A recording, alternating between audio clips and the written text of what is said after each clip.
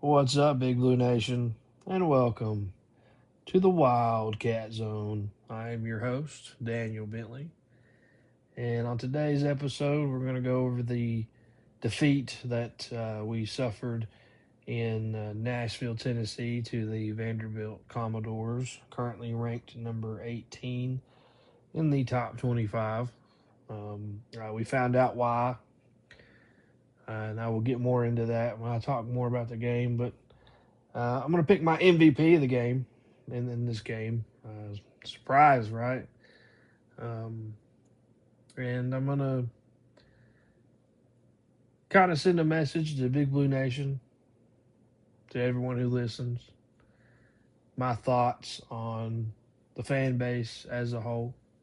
My thoughts don't mean anything. I'm just another member of Big Blue Nation, just like the rest of you.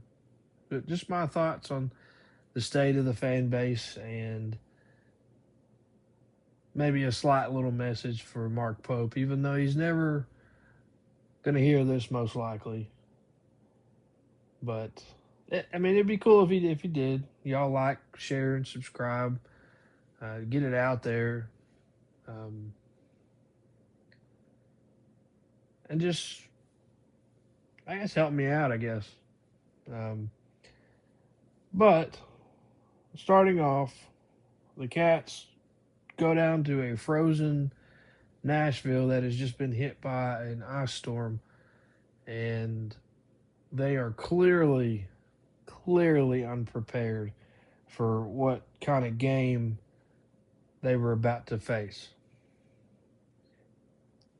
My thoughts going into this game right before tip off was I feel like we can win this. Like, I wasn't nervous. The past few weeks, really ever since we got demolished by Mississippi State, or not Mississippi State, Michigan State. Um, every game that we played against a higher level opponent, I was nervous, right? Just like everybody else in Big Blue Nation was nervous. You know, we spent so much, or yeah, some of the fan base did spend a little bit of money on this NIL deal, this roster that we have, the supposedly $22 million roster. That was, and I quote, if I can quote Coach Pope here, a Ferrari just ready to get out and run. And we've seen what it could be in the preseason exhibition that didn't mean a dang thing against Purdue. That team that started off this preseason was talked about how they could be a Final Four team, and they put a whooping on Purdue. Now, whether Purdue had everybody available, I mean, it is what it is. They come in the Rupp Arena thinking they were going to beat us. They ran their mouth. They thought they were going to beat us, and then they got popped in the mouth by a tough, hard hitting, ball passing, playmaking Kentucky Wildcat team that we all thought we would complete the assignment this season because of how much that we heard about it. Right?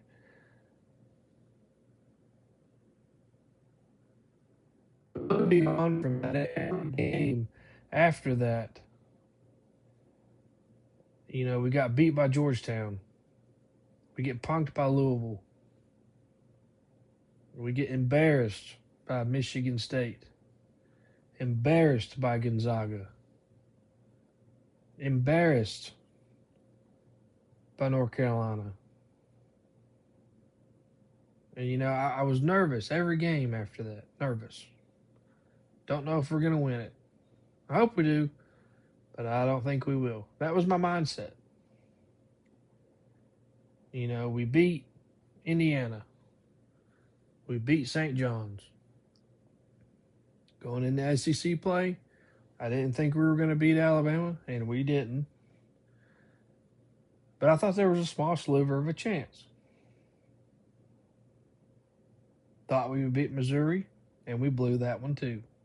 And they got booed on their own home court. And then they turned it around against Mississippi State. They turned it around at LSU, one of the lower tiers of the SEC. We beat them on a last second shot. Everybody's happy. Everybody's loving Big Blue Nation. The shot heard around the bluegrass, right? 2.0. Or it would be not really around the bluegrass, but the shot heard around the bayou, I guess you would say. Um, and then they got into Nashville and they punked Tennessee. And you win a close one against Texas, a close one against Ole Miss. And you go to Vandy and you get punked. So going into this game, I was a little bit positive because, I figured we'd beat Vanderbilt. It's Vandy. Yes, they went 16-0 in their first 16 games. They didn't play nobody. They weren't playing the high caliber opponents that everybody else, or not really everybody else plays, but that we play, right? They don't play a high strength schedule until they get to conference play. So I thought we had a chance. Because every time they played a higher opponent, they beat Alabama, but Texas, Arkansas, they got beat. Right? So I thought we could go in there and beat them. That did not happen. It come very clear in the first 5 minutes that we were not going to hit a shot again. We were going to go through a dry spell. I think they only made 7 field goals in the first half. And Vandy was just getting anything and everything they wanted. They were getting steals. And they were it's not like their defense was impressive, but it was impressive enough to throw us off our game. We got pressed by a Tennessee defense. They have a pretty good defense, but we overcome that. But we could not overcome these Commodores for whatever reason. And these cats reverted back to how they were playing earlier in the season. Uninspired. Frustrated. Some of them even look like they're just out there. They're just out there doing the job. This is just their regular 9 to 5 is what some of their attitudes show. Really the only positive thing, and really the only positive, humbling thing that we got out of this demolishing of us. It's the worst loss I've seen them lose to by Vandy. I obviously don't remember the 2008 loss, but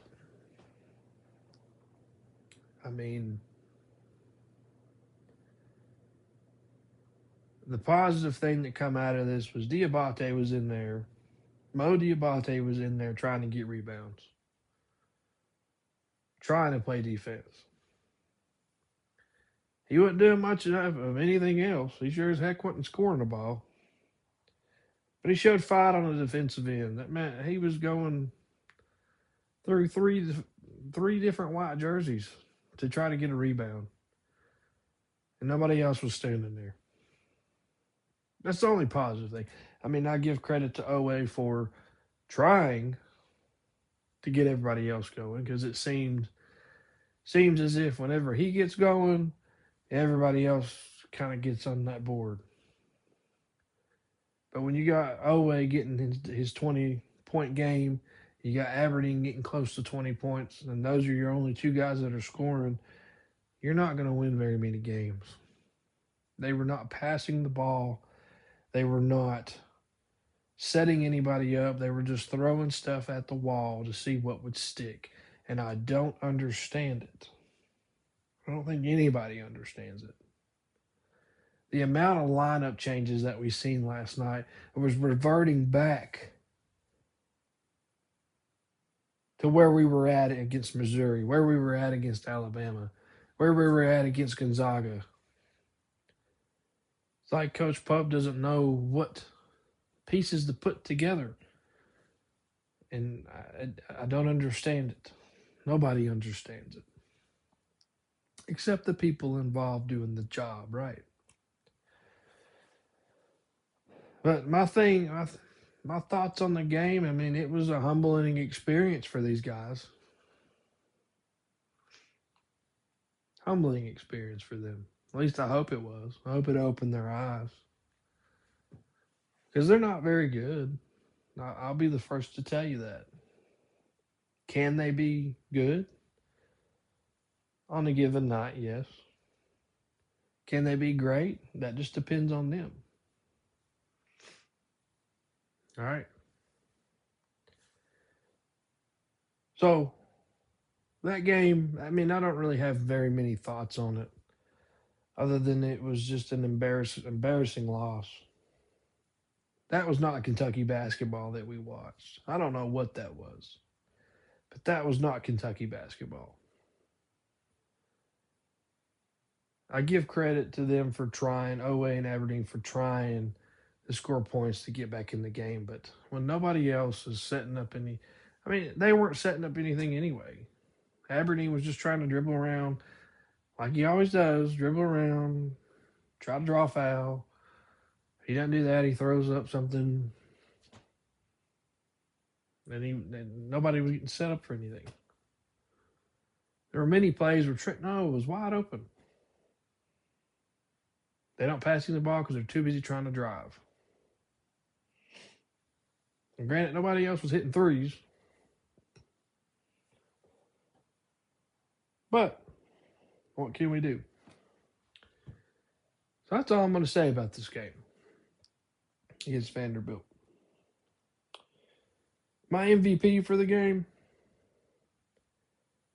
would be every single one of those people that were in that stadium watching this embarrassing loss that were Big Blue Nation. For the ones that stayed the whole time, you guys are the real MVPs. I mean, I stayed up watching the whole game because I thought maybe they'd start coming back because in the second half, Vandy did not have a good second half. They went 10 whole minutes without scoring a field goal. And we just couldn't capitalize on that. And it's not like they were defensively great, Vanderbilt, in the second half. We just couldn't make shots. We just couldn't make shots. So my MVP goes out to the Big Blue Nation that was there in person and the ones that stayed up watching the whole game. You guys are the real MVPs.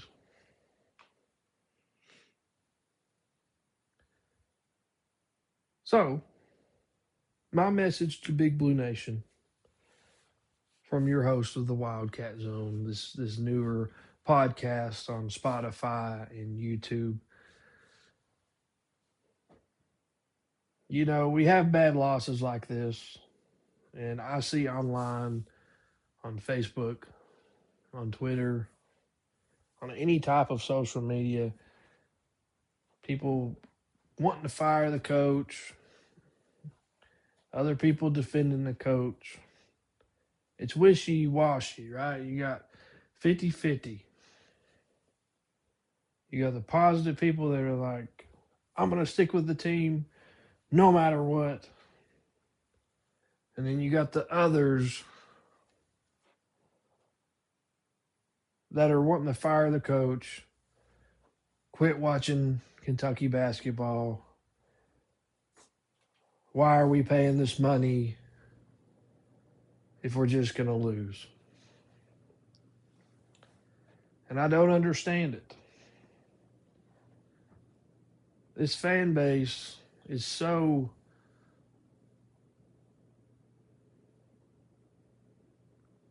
50-50. When we're winning, it's great, right?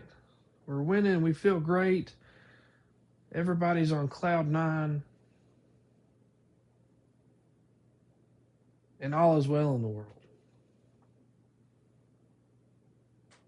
But when we lose, whether it's a 1 point loss, whether it's a 10 point loss, or whether it's a 30 point loss, everybody has the right to be upset, right? But we are not the ones behind the scenes. We're just spectators in this game that we watch. Because it's just a big game, a big gladiator battle is the best way that I've heard it described. We're just the spectators. We can feel how we want to feel, but I think the negative attitude towards the team can affect the team. It can affect recruiting. It can affect all kinds of things. Well, Big Blue Nation's crazy. They're the craziest fans in all of college basketball.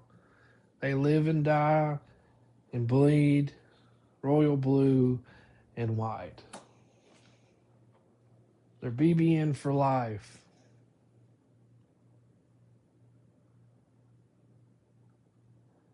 But at what point do we stop the griping and start to support? I mean, do you want to see these guys succeed? And I know we don't have an effect on it. Like I said, we're just spectators. They could care less of what we think. Because they're getting paid, right? So my question is, why is this fan base? And you can add your answer in the comments. Why is this fan base so, I wouldn't really call it toxic. Some people are. I mean, yeah, you can say that is in every fan base. Every fan base has your fair weather fans. Every fan base has your diehards. But why is it that every time Mark Pope loses a game, even last year, when he had guys that were, kids that wanted to prove something, we'd lose a game and people would want to fire Pope during his honeymoon season. I mean, really. I can understand this season a little bit better just because of how many double-digit losses we've had. But you got to remember, we're down 2 starters. Right? This is the hand that we're dealt. And either you cheer for it, you support them, and you want them to win, or you don't. So please, Big Blue Nation, help me understand why we are so 50-50. Just a food for thought, I guess. Leave your answers in the comments, like I said. Nobody can have a wrong answer. It's just an opinion-based thing, so everybody has one. But my message to Mark Pope, even though he may not ever hear this, probably never ever in a million years,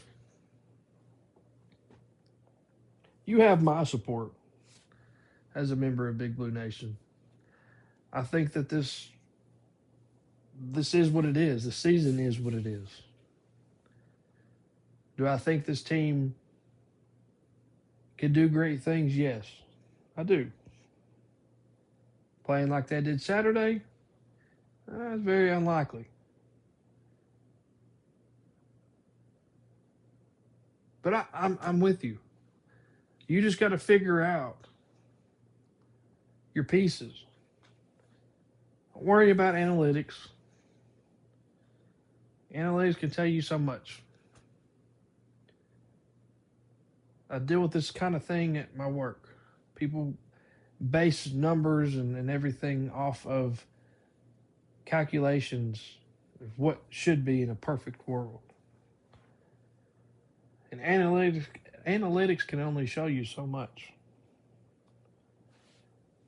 You got to go with your gut. When guys are hitting, they're hitting. You leave them in. When they're hot, you leave them in. And when they're not doing anything productive to help your team. And this is just me as a spectator. I'm no coach. I never claimed to be. But when guys are hot, you leave them in. When guys are making very dumb decisions, whether that's constantly turning over the ball, whether that's trying to get in fights, making dumb fouls, or even making a dumb decision like last night. The Cats are inbounding the ball. Marino and Owe are talking, and Marino passes the ball to Owe, and Owe walks right out of bounds. At that moment in time, he should have been benched. I know he was scoring points, but the lead was too far out of reach, and we were not hitting enough shots to get back in it.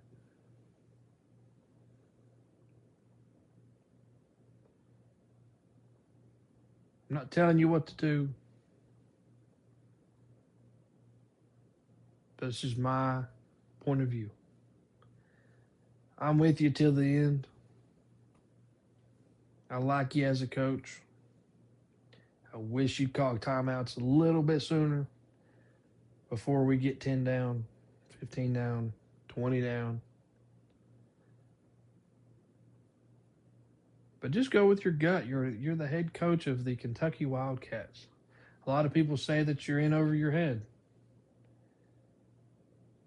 I think you just hadn't figured it out yet. Not that you're in over your head, but that you've not figured out this team. Last year's team, it was easy to figure out. They were all guys that were like you in college. Overlooked. Just overlooked. Now you got a team full of guys that were, I would assume, they were overlooked, other than Owe and Garrison and Noah and Chandler, who have been in your system. The other guys like Diabate, he was coming off the bench at Alabama, overlooked.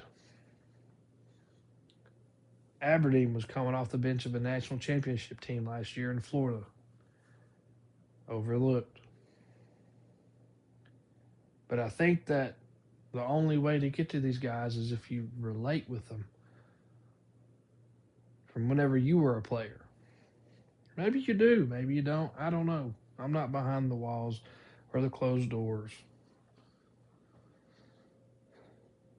You just got to figure out how to relate to them. And I think we will see better results. That is my hot take. That is all I have. Just remember to always crack open a cold L8 because they were refreshing. And as corny as that is all I have. Hope you guys please like and subscribe. I am on Facebook. I am on YouTube. I am on Twitter. Just search the Wildcat Zone or Wildcat Zone. Links will be provided on either platform of social media. Please share with the rest of your friends that are fans of the Kentucky Wildcats. I guess my last thought would be that we need to stick with this team just to see what they do. They may surprise us. They may not. Only time will tell. I mean, the 2014 team that had the Harrison twins on it, It was right before the Pursuit to Perfection team in 2015. If you remember, we were not very good that year. But they turned it on when it got to March. And they made a story out of it. They went all the way to the championship game. Granted, they lost it to UConn. But they gave us something to talk about, memories to hold on to. And this team has started that. The comeback win against LSU, a last-second buzzer beater from a Kentucky boy in Kentucky blue. A comeback win in Knoxville over a bitter rival. Come back and punked them in a game that we very well could have lost by double digits. We fought back against Texas and won. A hard fouling, tough nose game.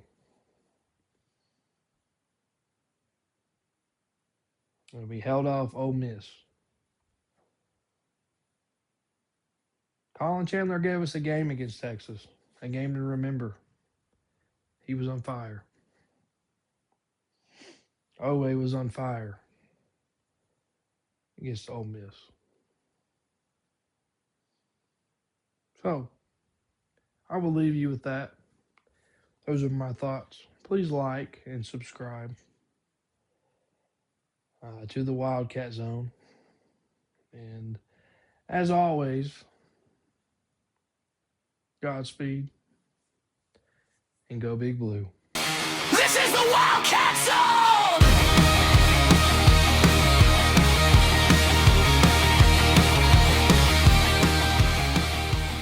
What does the Wildcat say?